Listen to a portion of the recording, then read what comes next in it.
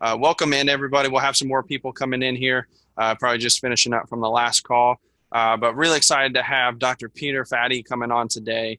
And just a quick intro here for Peter. He's going to be talking a little bit about his company, but also about pitch recognition, which is a really big thing in baseball for the hitters. If you're not able to make that adjustment and knowing, sitting fastball and be able to make adjustments and recognize the pitch, you're going to put yourself in some tough situations. And Dr. Fatty here worked at Purdue for over nearly 13 years as the video coordinator for him. So he's got a lot of experience with the tech and the video side of things, which really helps to break down the analysis side. And he's also a professor.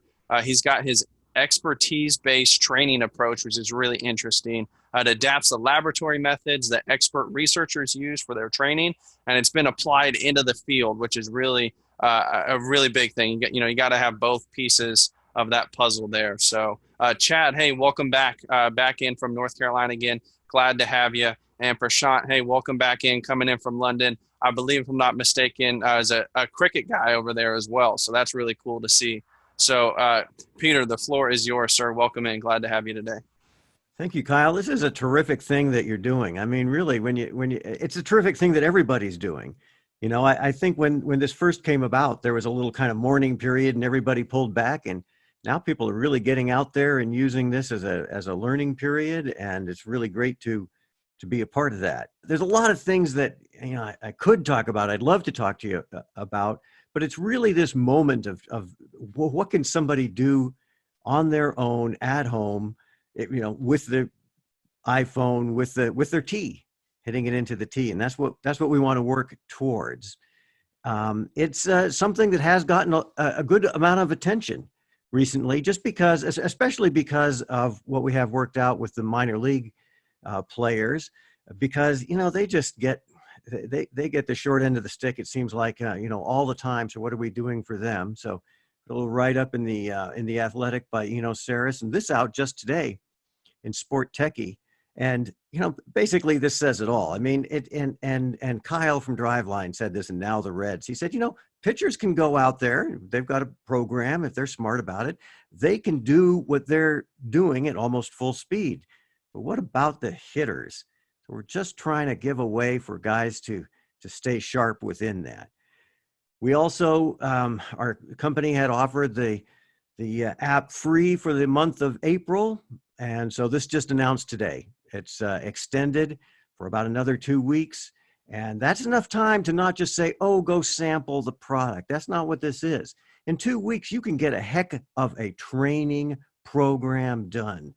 I mean, this is the math of the thing. 15 minutes a day playing the video game adds up to what amounts to 200 at-bats in a week. That's a good week, 15 minutes a day. And that's a full college season or 3 full high school seasons of at-bats. And you can throw that down at least twice just on our dime. My favorite story, though, is one that ran in the St. Louis Post-Dispatch, because it's not necessarily really my story. This is Peter Zimmerman's story. And I want this to be the story of other people out there, male, female, baseball, softball, and not just the players, but you, the coaches. Peter was pretty remarkable, and I'll tell you his story. He found that on his own. But if you can be the one that helps a developing hitter really get the idea that, okay, it's not just about what you do. We've got that fairly well handled, although it's complex. There's a lot to it, but also about what you see. And the further on you go, the more it becomes about what you see. Well, Peter's, this gets a lot of play in St. Louis. That's kind of our area. So you got to think about something that plays in the show me state, but Peter played high school in St. Louis area. And then he had a little bit of a roundabout route, as you see now. Started out at SLU and made his way to San Jac, and then made his way to the University of Missouri, where last season he gave protection for Cameron Meisner, a sandwich round pick, a really talented guy, and Pete was hitting behind him. And this year, he's gotten off to even bigger start. He hit several home runs, and they beat Texas, and they Minute Maid, and everybody's got their stories, right? But this is what we want to look at here. I mean, notice the date on this in the lower left. This is 2017. This was pretty raw material then.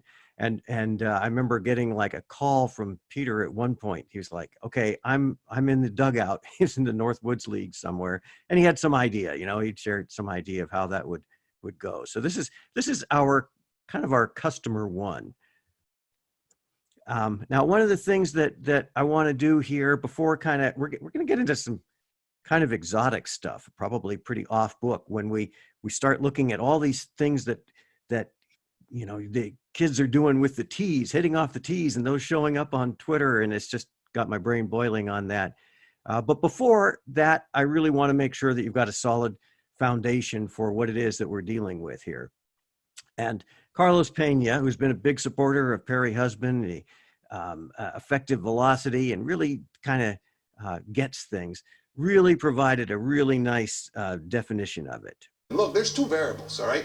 We're connecting dots here, right? We gather information on the first 10 feet after the pitcher releases the baseball, and then we connect dots. We say, okay, this pitch is going to be somewhere around here at this time, right? Based on the information I gather in the first 10 feet. Now, fortunately, Carlos is talking about, the very highest end of things, and most of us and most of the players we're dealing with have a generous, 20 or 25 or maybe even 30 feet to make these types of decisions. You're still way under a half a second. What I really like about what he says is this idea of connecting the dots. And to me, that's what pitch recognition really is. It's not the same as plate discipline. People equate them. Oh, that's having a good eye. Oh, that's being a patient hitter. Hey, those are great. But what it's really about is connecting the dots so that you see something out of hand and you've got an idea of what the shape of that pitch is. There are three types of pitches, right? There's the one that comes and does pretty much what your eyes tell you it's going to, obeying the laws of gravity and other forces of nature. And then there's the other stuff that defies the forces of nature. They're breaking a cutter or a slider out of the zone, something to make you chase, or that one that starts up and your eyes give up on it. Especially the younger hitters, they start seeing that curveball that comes out there looking like it's going to go over the back fence, and your eyes give up on it. Because as much as we trust our eyes, as much as we rely on our eyes, and who more than baseball players and hitters in particular need and trust your eyes, they will lie to you, and they're also really lazy. I mean, your eyes are lazy. As soon as your eyes see that ball and your eyes think that they're giving up on it, they're going and having a smoke, or whatever eyes do when they take off from that. Wade Boggs, in his book, he had this great cue that he used. He didn't try to overcome his eyes, but he said this. He said, when I felt my eyes bob in my head, that's when I knew I had a hanging breaking ball. So he was getting his cue from that. Of course, he ate a chicken before every game, so I'm not necessarily passing that on. I'm just saying. This comes from Harvey Dorfman's book, by the way. And last night, hopefully you got to see Andy McKay, and he had his whole library, behind him. I look illiterate with my little picture. He had the whole, and I guarantee you that Harvey Dorfman's The Mental Side of Baseball had a key area there, and probably 3 or 4 copies of this. And he talks about zone 1, 2, and 3. And I'm only looking at zone 1. When we're talking about pitch recognition, it's a zone 1 thing. It's a different thing than tracking. Tracking's great, but it's a different skill. What do you see in the pitcher's windup?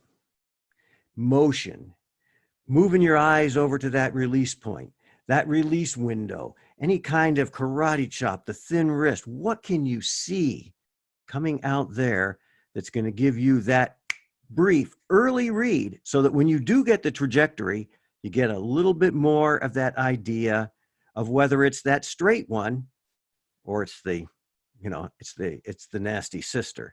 Warren Spahn, all-time winningest lefty, and he cut me in half. You can count 64 rings, and I still didn't ever see him pitch in his prime or even late in his career. And everybody knows his quote, hitting is timing, pitching is upsetting timing.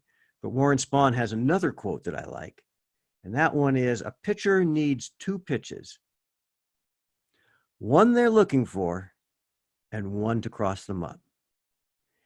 And that's where you want to trust your coach, and you're supplying that to your players, and you're doing what Ted Williams called proper thinking, and you're basically trying to reduce it down to 2 choices. Of course, he didn't mean a pitcher's entire repertoire. He's talking this pitch out of this angle right now is what you're looking for, which is pretty much a fastball that follows the laws of nature, or that other one, which is it going to be? And so let me go over what would be a full pitch recognition program. This is not something you would necessarily use all the pieces. You can home make some of it. You can take bits and pieces of it. I'm going to show you what the Cadillac program is, but then we'll get into some hacks too. So it really starts like any really, really comprehensive program would, with test retest. Now this is this video occlusion method. And that occlusion just means cut off. So you see pitches, they're cut off. This is a test, so you're not getting any feedback. You can see the arrow here. The person taking the pitch is just making a guess on that. It's cut off at different points. Yeah, that looked like the slider. You know, it's cut off at different points. You're guessing what that is. There's like 4 different pitchers in there, 56 pitches, and you get a score at the end. You're not getting any feedback. It's not a learning thing, but then it looks like something like this. College team that took the test. And I like this one right here. The coach took the test. Don't you like that? I mean, the coach put himself out there and he did okay. I mean, above average for the team anyway. So, really putting that out there, and it's going to separate pitch type and ball strike along with an overall pitch recognition score. And especially with, who knows what's going to happen now with scouting. This could become a really important part of it, because you can know somebody's measurables. You can know their bat speed, their exit velocity, average exit velocity, launch angle, etc. This is another piece of information, not more important, but certainly a big piece. If somebody's producing the kind of exit velocity that you want, average exit velocity, and they've got good pitch recognition, okay, you can think a little differently about them. Then you have the Video-Occlusion Training, which is that same method. And I love Kyle's intro on that, because that basically is it. You're taking an old laboratory research method. This is brutal stuff, technology, folks. This goes back to, the early 80s. This is 4 decades old. There's nothing special about this technology, except if it's so easy, why didn't anybody ever put it together? The other aspect of it is we're inside the mechanism. So you've got to be precise with this. It's not complex, but it is precise. That hitter's got to know is trusting you, is trusting his or her eyes and what their eyes are going to believe to you. So 7 times 6 better equal 42, not except when it's 44 or 46. So, that's where we take that same method, but now we're training with it. So this is the app. This is on an iPad, and you've got a selection of pitchers. And you can see this guy's flipped left and right. So that's kind of an interesting thing. And then what you do is you go through, you check a guy, and then you pick different levels. So what we're seeing here is basic training level. You see like 1/3 of ball flight, and then it's cut off. And then you've got to guess, okay, the type of pitch and the ball or strike. You get a replay, this is where you connect the dots. Okay, fastball outside. I was looking, the scout on this guy is that he's a cutter, slider, fastball guy. So I think I was anticipating a cutter that wasn't there. So, you see the feedback. The green means that I got it right. It was a fastball.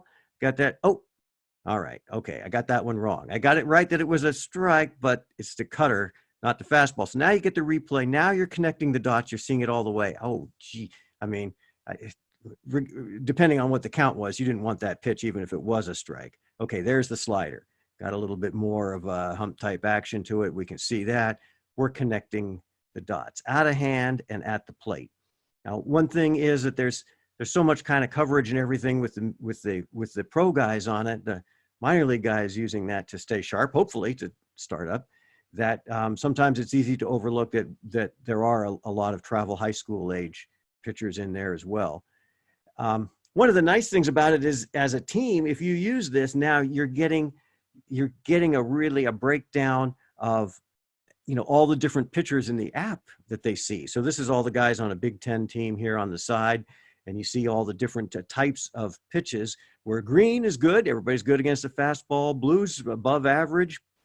Okay against the curveball, the slider, struggle a little with the cutter, who doesn't? And look at the changeup. Well, I tell you what, this coach saw this slide and he said, I'm putting that into my install, which he was doing in about 2 weeks. This was last fall. And he said, fellas, we're doing something every day to be a great changeup team. And then individual guys in there, you go around and the names down on the side here are these pitchers in there. And you get to know these pitchers. You know that this Rayo is a 6'4" guy with an easy fastball, and that Marty is one of those guys who throws the ball everywhere but the middle of the plate. And then you get some competition. So people always were coming, even from the beginning when I was doing this research, and saying, oh, we can make something out of it. We can add this bell and this whistle. And I said, no, we're not gonna, this is a Twitter simple thing. We'll add competition. That's what gamifies it. And so, you know, on the right, you've got the minor leaguers, and they're just competing as their organization. They don't even go on the board. Just, you know, put the name of their organization up there. Or people go in who are just signing up as individuals, and they take their best shot. Looks like, Caleb, you better look over your shoulder. Looks like somebody's catching you there. We also want to look and get out of the app, because this is not something where you just do that and you learn by doing it. You want to connect it out with it. And this is where it really comes back into the coaches and instructors working out of facilities, is to connect these dots, not just the dots of the pitchers, but the dots of how we're training and learning this thing. Or, you know, if you want the technical term, transfer appropriate processing. All right. You know, we want to get out of the computer, into the cage, out of the cage, into the bullpen, out of the bullpen, into batting practice, out of batting practice, into the game. So this is a pretty simple thing. It's just some guys at a junior college. If the guy throws the ball with a fastball look, he hits it off the tee. If the guy gives him, you know, a skinny wrist or something, something funky on him, then you take the pitch. That's all. Other than that, you're just hitting off the tee, anything you would normally do. Here it gets a little bit more complex. All right. We're going to watch this one twice to figure out what's happening. This is a high and a low tee. So the high one is the fastball. If Mike Killian, great instructor in the St. Louis area, really tops. If he throws that ball with a fastball release, then we're hitting it. And this is the guy from Backspin let us use his area as long as he could take a couple of swings. And, you know, so if Mike's giving you the fastball look, you hit the high one. So this is a swing adjustment thing. This is not a decision thing. The guy's swinging and hitting it every pitch that comes out at high. Boom, you're hitting the high one. If Mike gives him the breaking ball look, then he's hitting the lower one. Okay, let me show you that one again without talking. High one if he reads fastball. Getting mostly fastballs, but sitting on the hanger if he gets it.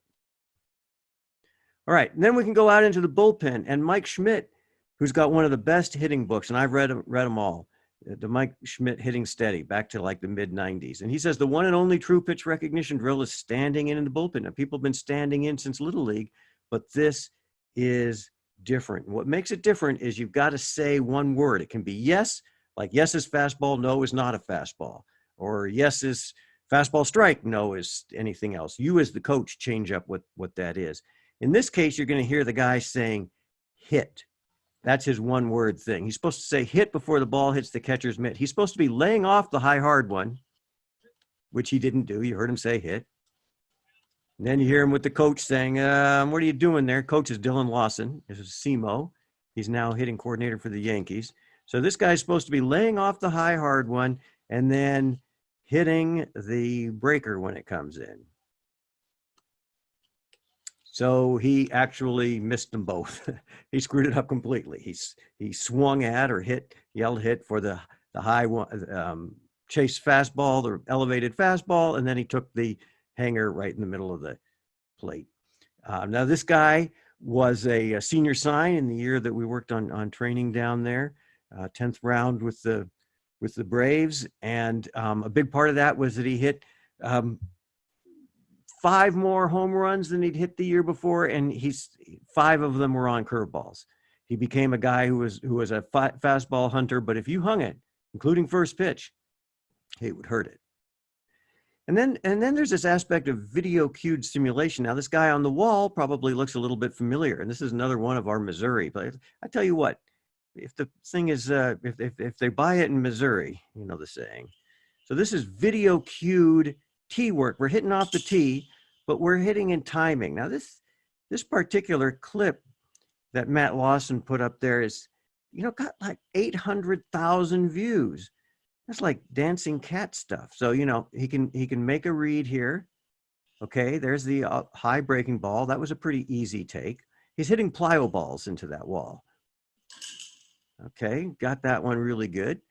And then you get the replay. On this mode, which we call the hit station, you're getting it every time. The pitch is your feedback, as Joey Votto said. Now, watch this. Coaches, this is what you really like. He mishit that one. Look at this. Not a lot, maybe one word from Matt, a little self-adjustment, you know, and he's back in the box because those pitches are going to keep coming. Not a big grind on it, just to get back in there. See if you can read a pitch and hit it. Yeah, not bad. Did you notice in there too that he got that same wicked cutter? Ouch. But as I said, that's the formal program, and what we're really looking at today is, you know, what can we do at home? So this is it. You know, this guy doesn't have the coach next to him or anything like that. He put his TV up there. He's running the game sense up into the TV, and so more power to him. And so what I'm going to do there is I got a bunch of videos that I pulled off that can kind of show us something. So that's the formal part of it. Less than half of the time. So appreciate your sitting through, and let's look at some of these now. The tee hitting, and I'm going to focus on what they do with their eyes, because we're working around. What I'm really working around to is every swing off the tee. I'm not a mechanics guy, you know. I couldn't fall down and hit the ground, but is an opportunity to visualize a pitch coming in, just as surely as you saw that guy, Jason was the cutter guy, up on the screen. Now, it's great if you can, you know, to the side, do on your iPhone, you do one of those pictures, and then you go up there, and now you can visualize that picture rather than you know, just trying to kind of make something up. You're saying, I just saw the guy here. He's got a cutter. He's got a slider. I'm going to visualize that in there. So, you know, this was done here with somebody illustrating, and nothing here is meant to embarrass anybody or anything, but only to make the point, because these are all hard-working kids putting these things up. So somebody that kind of illustrated it. That's not my illustration, but trying to show the head movement. I don't really care about that. I mean, have you seen the head movement of, you know, some of the pros and how they sink into a swing? That's not a big deal. What bothers me is that he's sighting down that ball on the tee. He's sighting down the ball on the tee. And what we're going to look at here is that he should be still looking ahead. He should be reading that pitch. Read, and only right about here should his head drop to the ball on that. All right. Watch guys' heads. Moustakis. Wabap. You know, that's what we're looking at. You know, that movement is right at the last moment of the swing. Wabap. You know, it's just coming down there. And Andy McKay last night talked about making practice realistic. Oh, look at this one. Look how far he's got to track that ball. Look, shoulder to shoulder. Chin goes shoulder to shoulder, right? Shoulder to shoulder. Again, I'm not a mechanics guy, but that's what we're looking for. That's the chin on your front shoulder, and then that's the chin going to your back shoulder. And when you look at it, the head doesn't really move very much at all. It's the shoulders moving under it. So when Andy McKay is talking about your practice being realistic, I don't think he necessarily means you have to be facing a pitcher. Well, that would be great. But be taking your swing in the proper sort of rhythm so that you're moving around your head like that. It's going to improve your mechanics. And what are you doing this whole time when that ball's coming in there? You're sighting it, you know, you're reading the pitch. Brandon Matthews had a great presentation yesterday, and he talked about, you know, knowing the story of your swing, knowing the story of the at-bat. John Maley, who hitting coach for the Marlins, the Astros, the Cubs, Phillies. Now he's major league assistant hitting coach with the Angels. And he had a great thing that he did back in November up in Chicago area, clinics, hitting clinics. And he said, know the story of the pitch, know the story of the path. So once you know the story, once you've connected the dots, that's what puts your bat to it. You know, that's what puts your bat to that. There's actually a couple more good swings on here. Let's just, if nothing else, just to enjoy some good swings. Oh, see this guy on a breaking ball. Drop it, drop the head, drop your head and the head of the bat, bam. Right like that. So, you know, that's kind of the obsession that we have here. And I showed you Dylan earlier, and we actually at one point had a probably a 40-minute phone discussion or argument, if you will, over this notion of, you know, because he's not a tee guy, not a moving ball. And, you know, there's something to be said for that. But, you know, what you can do is visualize and make that ball move. This is something I want to show you if I can find it. That's the problem, is I open these things up and I can't find them. This one is done by Tony Abatine with Manny Ramirez. And the video is really old. If I can find the thing. God, got it. I didn't want to do that. Like I said, stay with me for a minute, because this piece of video, if we can get it up here, is going to, you're really going to like it. I think I'm going to have to stop sharing on that. Close that sucker up. Give me a little bit more room on it. And then I'm going to try again with the screen share and see if I can find the one that we call Eyes on the Prize. This was shot at an ABCA clinic, I think, back in the VHS days. Eyes on the Prize. Manny Ramirez here, and what he's doing, Tony's throwing to him, and he's hitting the ball without lowering his eyes. See if he can do it. Now you're fighting your eyes. Did he get that one? He may have dropped his eyes on that one. I think we caught him dropping his eyes a little bit. Let's watch it. You're fighting what your eyes want. Oh, he got that one good. Eyes on the prize on it. Keep your eyes ahead, because hitters don't at a high level. Whoop, he cheated on that one, didn't he? You know, he'll get another one on that, I'm sure. Let's get one more. All right. So, you know, that's some pretty good stuff there. That's some pretty good stuff. I'll just quit the share there for just a second. You know, the science of this is that at anything above about 83 miles per hour is what I've heard. That, you know, I wouldn't be too precise with that. You don't track the ball anymore. People love to quote Ted Williams for anything that has to do with pitch recognition. And Williams said in his book, and you realize this is the 50th birthday of The Science of Hitting, out in 1970. Can you believe that? But he said in his book, people say that Williams can see the bat hit the ball. He said, I don't see the bat hit the ball. Maybe 3-4 times in a whole career. I do not see the bat hit the ball. But the master carpenter doesn't need to see the nail to hit it square every time. So that's what we're talking about. You know, that's what's kind of really going on there.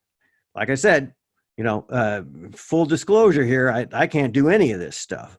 But, you know, you can kind of study it and see what other people, both the science says about it, and then when you get the experts, what they say about it as well. So let's look at a few more of these things. This is actually another thing that Andy McKay said, was that he liked to look at golf and tennis as, you know, sometimes providing insight into the baseball swing. I don't know if you can hear this or not. It's from the Australian Open. Very often, John, he'll blink. As the ball is on the strings, his eyes are closed. There's a lot. That's a good catch. I don't know how you hit balls when your eyes are closed. I've seen a guy shoot free throw, you know, closing his eyes and say, okay, and make it. Well, you know, a lot of attention to Jordan these days, but you know, the thing is that this is just for show.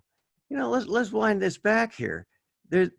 Look, this guy's swinging that racket at 90 miles an hour. The ball's coming in probably 60. So this is 150 miles an hour coming together.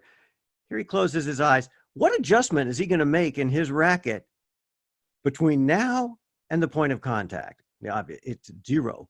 The swing is done. It's over. You've hit it or you haven't. I'm not sure why he closes his eyes, but it doesn't affect his ability to hit the ball at all.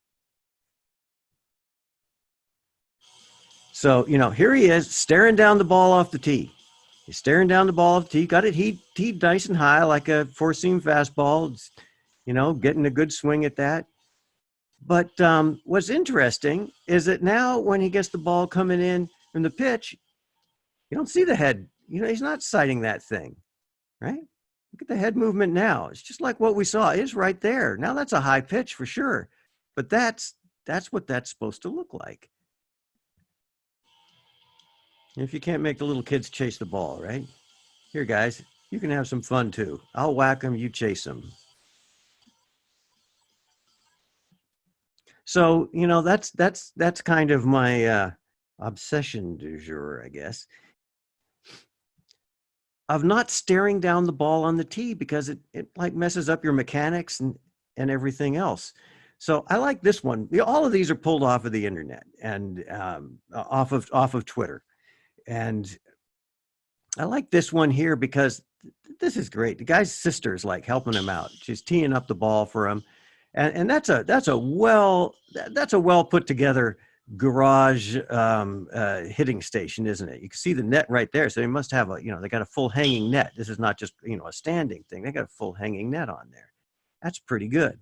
Now, this is when it gets interesting to what can we do with somebody at home and they don't have a coach with them. Now, hopefully they've got a coach like you providing some kind of guidance, but this is where we start getting creative and we start thinking about, okay, what is it that we're really after? Now she's putting that tee up there for him.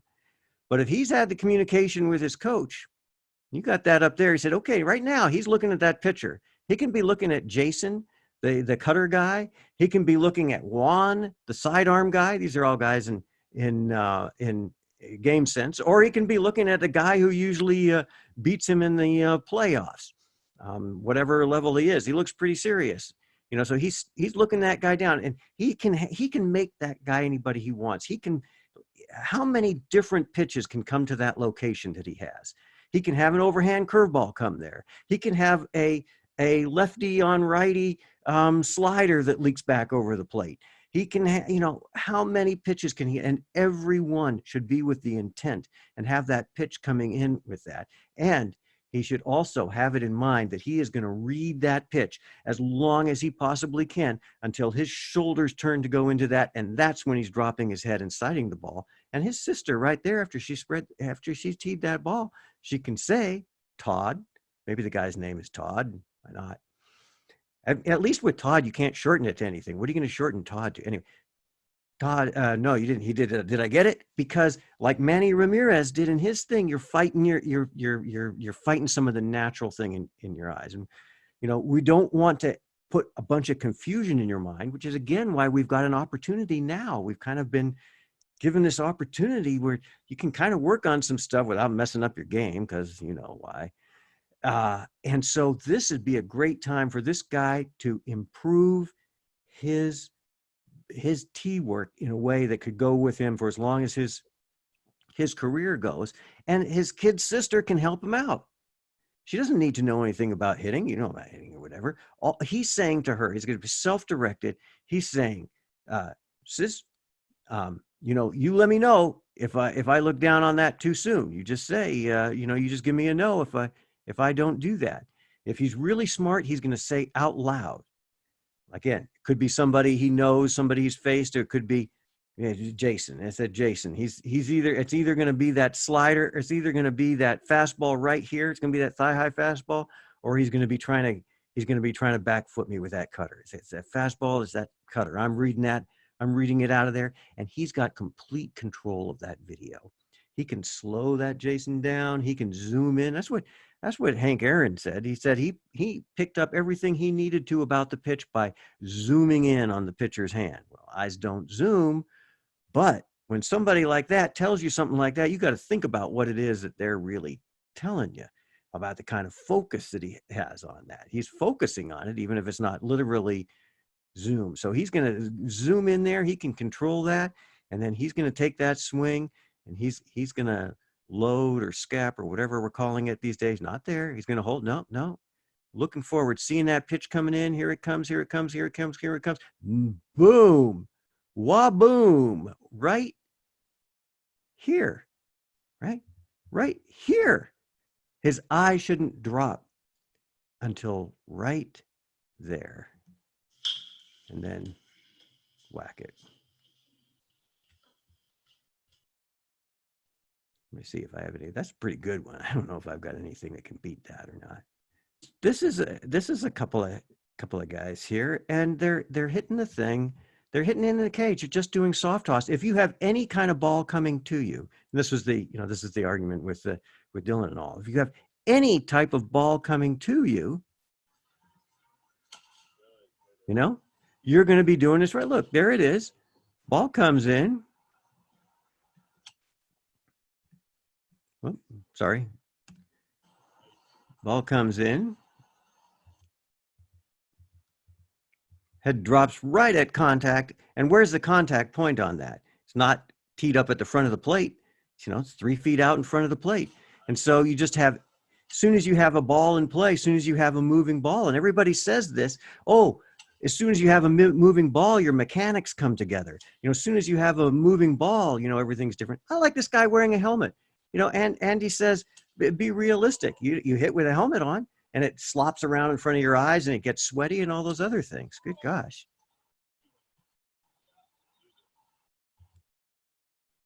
Stride. How far out are you going to hit this ball? When's your head going to drop? Boom. Wah-boom.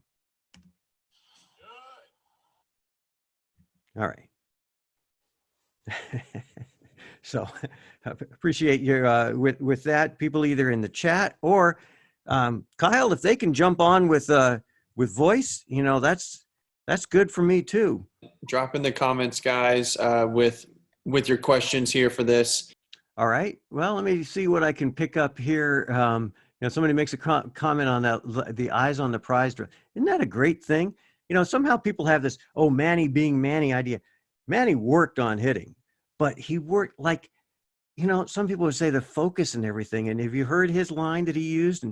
And again, Tony, really worked with him on that, and it has built his whole approach off of that. He says, when I look at nothing, I see everything. On the other hand, Johnny Bench, at some point I'm watching a game with him, and it was Ubaldi, I think, on the mound, and he's saying, look, he's giving it away at his stab at the bottom of the, at the bottom of his motion. He got a stab down there, and the announcer is like saying, I thought you were supposed to look in a window like this, where the pitch is going to come through. He's saying, well, if a guy shows you the ball at the bottom of his delivery, pick it up. So it's not a one size. It's not a, somebody learns it. And, sometimes people will ask me like, okay, how do you recognize pitches? You can pick up some things, but even the simple thing of picking up spin. When I was really investigating this hard, one of the best pieces I found was a USA Today article, reporter standing around the batting cage at like the 1999 All-Star game. And he's talking to guys about, do you see spin? And Will Clark standing there, Will the Thrill, right? Great left-handed swing. Isn't it funny how left-handed swings always look so much prettier than right-handed swings? If you do get a right-handed pretty swing, it's one of those little punchy ones like Mullet or Edgar Martinez, but the others get that nice, big flowing lefty junior, right, swing. And he says, well, since every ball that moves, every pitch except a knuckleball is spinning, and it moves in the direction that it's spinning, how would you ever hit if you didn't see spin? Next guy in line, Sammy Sosa, he said, I've never seen spin.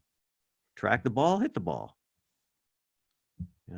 So just like everything else as coaches that you do with people, you're trying to find that thing that connects with them. It's okay. If younger ones would say, well, squish the bug, and people say, oh no, you can't say that. That's not, what they're really doing. But if it keeps something locked in for them, then that's good.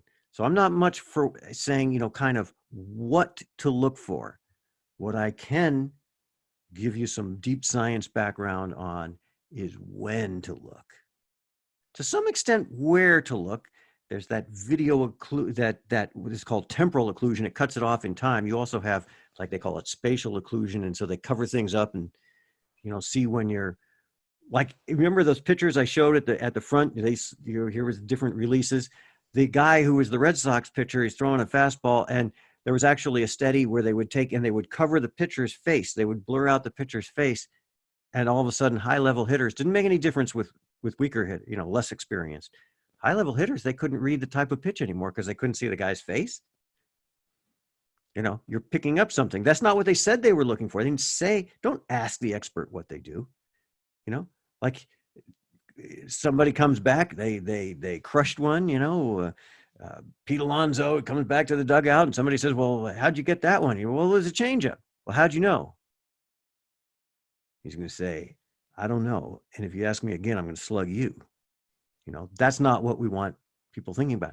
It's our job to ascertain, scientists and coaches, to ascertain what some of those things are. And you don't usually get them by asking people. Got a couple questions in the chat here for you, Peter. We've got Adam, kind of building off your talk or your last point there. What are cues you tell hitters to look for when picking up? He basically goes to each pitch: horizontal slider, 12-6 curveball, changeup, etc. Well, there's some classic ones.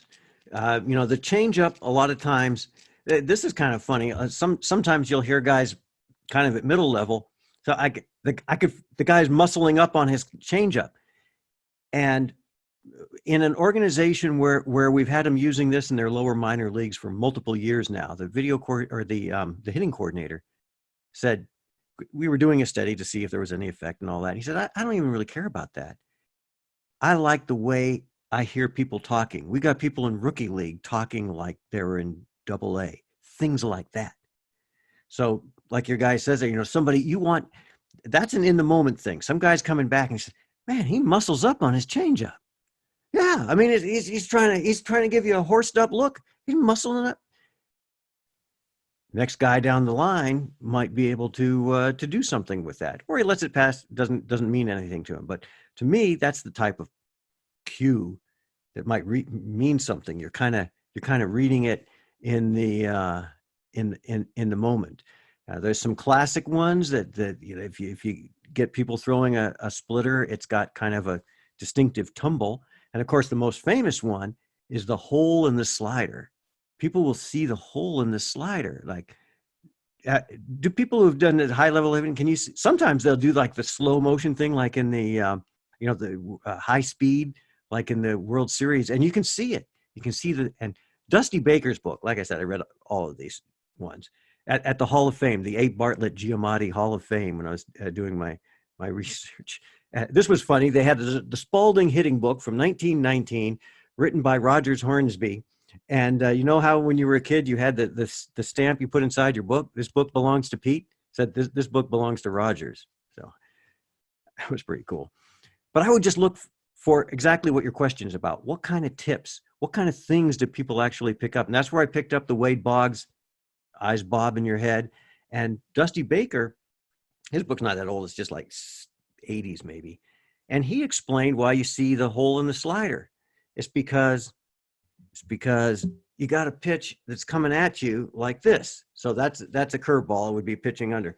Got a curve, you know, fastball. It's coming underhanded.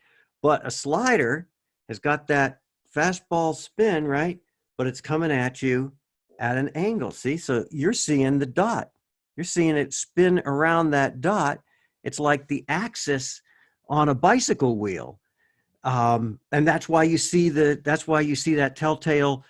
Some people say it's a red dot. Some people say it's a white dot, you know, but you're seeing the spoke of the wheel because it's spinning this way and it's coming at you straight. So you're seeing, or it's like a well-thrown bowling ball. Like if somebody has one of those kind of colored bowling balls, you know, it's got so that you can see the spin on it and you can see it going down the lane and it's spinning this way. It's going straight until there's just enough friction and it loses just enough speed that it darts into the pocket and explodes the pins, and that's a slider. So, you know, that's a telltale one on the slider. There are also release cues. You know, famously, you've got the skinny wrist for the curveball, and that's a biomechanical imperative. That's a pretty sound cue. But for the most part, especially kind of middle level, until we're talking about the guys that can throw a curveball that comes out like this with such tight spin that it stays in the strike zone, you know, most of the younger ones, they're going to have a little bit of that hump. So the problem there is not really reading the curveball. The problem's not letting your eyes give up on it. So that's why I like the eyes on the prize thing and everything. Yeah, we rely on our eyes, and you know, our eyes are everything to us as a hitter.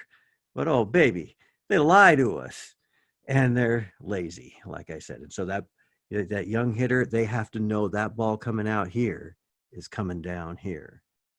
And you know, that's the kind of thing where if you compare the video together, this is the way I like to see these things coming together. So if you're a coach, you're a facility, you're saying, hey, we got to beg, borrow, steal, whatever. We're going to have the curveball machine in on Thursday when we get back to our cages. We're going to have the third curveball machine on Thursday. So guess what? You get homework. I want you guys all to go home. You got your Game Sense app. There's a guy, Caleb, in there. He's got a loopy curveball. I want you to watch that guy. And you can check. Like I said, you go back, see what everybody did. You know, I think Pete comes in and say, hey, Pete, I thought we were looking at curveballs. You know, there's a drill in there that is nothing but curveballs, and you just guess ball and strike. You know, so put some things together. But that's more what I would look like than like getting too precise with the tells. That's something you kind of pick up in game. It's a different thing from always holding his glove here like this. That stuff's real, but that's not what I'm talking about. But there are tells. There are other tells, the footwork and the body work and the, you know, that's great dugout chatter. That's what you want to be hearing. Go ahead, Kyle. Sorry for. Yeah, no, you're good. That was great stuff. I was just going to add in a couple things. You know, being a pitcher myself, one thing I struggled with early was a lot of guys who aren't comfortable, especially like with a changeup. They're going to be still kind of fuddling with that as they're going into their delivery. So at the younger ages, you know, the guys who are less confident with that, you can start to pick up those. And then, you know, one of the biggest things is you just got to be aware of the count and the situations and start to look for what is this guy throwing first pitch, you know, location wise, where is he at? And then, and certain, you know, counts. Is this guy always going to be with 2 strikes? Is he always going to throw you a first pitch, or not first pitch, but first time breaking ball right there? Or is he going to go fastball up and then the curveball, right? So you've got to understand what the pitcher's throwing, take some time to watch that as well. And then Perry Husband's talk on the effective velocity piece is really big, and he talks about the tunneling. And, you know, the guys who have that low and away fastball, you know, the hitters get their eyes set to that location and that depth of the fastball, right? And then when something comes out of that plane, like a curveball, for example, they're just going to pick that up so easy and hammer that right away. So that's why guys, you know, are more effective up in the zone, have that big breaking ball. And then guys who, you know, have that cutter slider combo, 2-seamer, and they can mix off those, you know, that tunneling piece. There's a lot that you can go into there, but that's another good piece to start to research as well.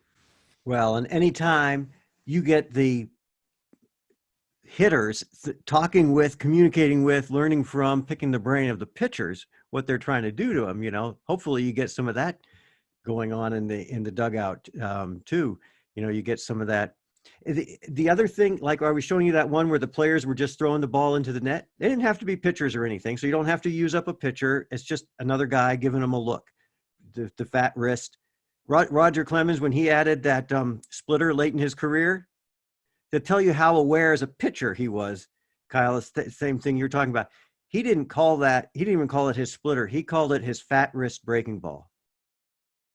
I'm going to give you something, because he had a lousy curve. He already nothing but a get ahead curve, right? That was his fat wrist breaking ball. So he's telling you he knows what you're looking for and picking up.